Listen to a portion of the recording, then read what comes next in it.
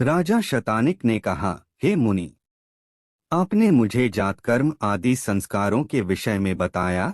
अब आप इन संस्कारों के लक्षण तथा चारों वर्ण एवं आश्रम के धर्म बतलाने की कृपा करें।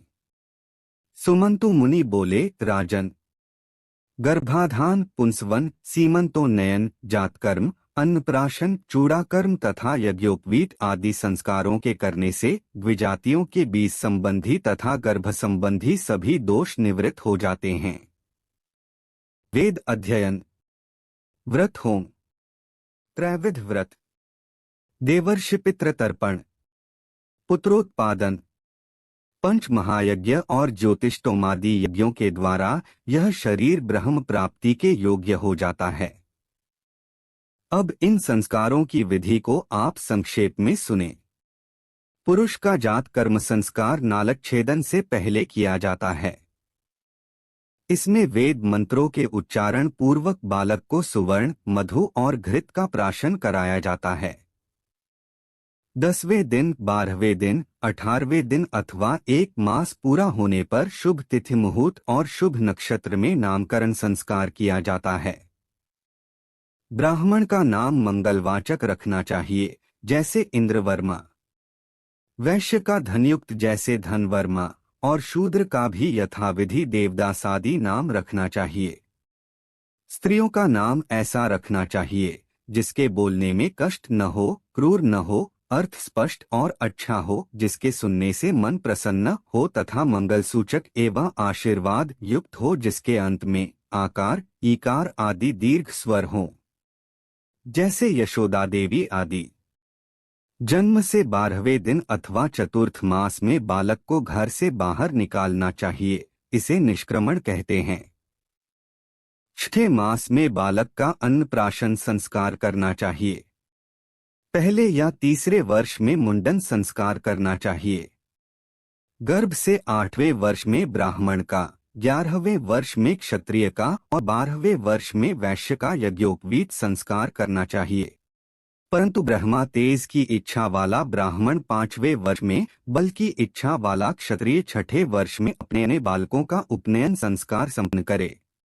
16 वर्ष तक ब्राह्मण, 22 वर्ष तक क्षत्रिय और 24 वर्ष तक वैश्य गायत्री अधिकारी रहते हैं। इसके अनंतर यथासमय संस्कार न होने से गायत्री के अधिकारी नहीं रहते और वे व्रात्य कहलाते हैं।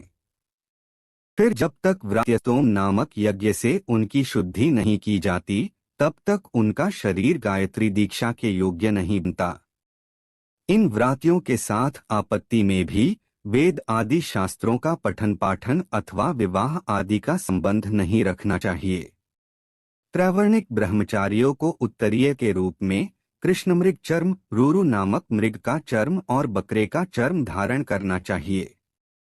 इसी प्रकार सन, अलसी और भेंड़ के ऊन का वस्त्र धारण करना चाहिए। ब्राह्मण ब्रह्मचारी के लिए 3 लड़ी वाली सुंदर चिकनी मूंछ की, क्षत्रिय के लिए मुरवा की और वैश्य के लिए सन की मेखला कही गई है। मूंज आदि के प्राप्त न होने पर कुशा, अश्मंतक और बलवज नामक तृण की मेखला को 3 लड़ी वाली करके 1, 3 अथवा 5 ग्रंथियां उसमें लगानी चाहिए।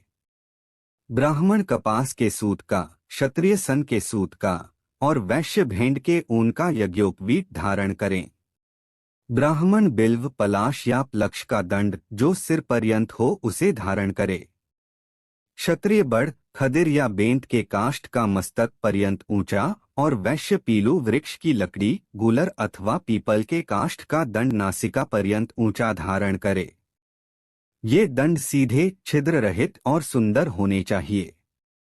यज्ञोपवीत संस्कार में अपना अपना दंड धारण कर भगवान सूर्य नारायण का उपस्थान करे और गुरु की पूजा करे तथा नियम के अनुसार सर्वप्रथम माता, बहन या मौसी से भिक्षा मांगे।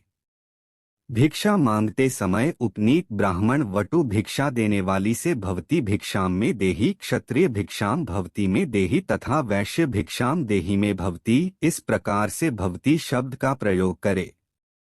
भिक्षा में सुवर्ण, चांदी अथवा अन्न ब्रह्मचारी को दें। इस प्रकार भिक्षा ग्रहण कर ब्रह्मचारी उसे गुरु को निवेदित कर दे और गुरु की आज्ञा पाकर पूर्वाभिमुख हो आचमन कर भोजन करे।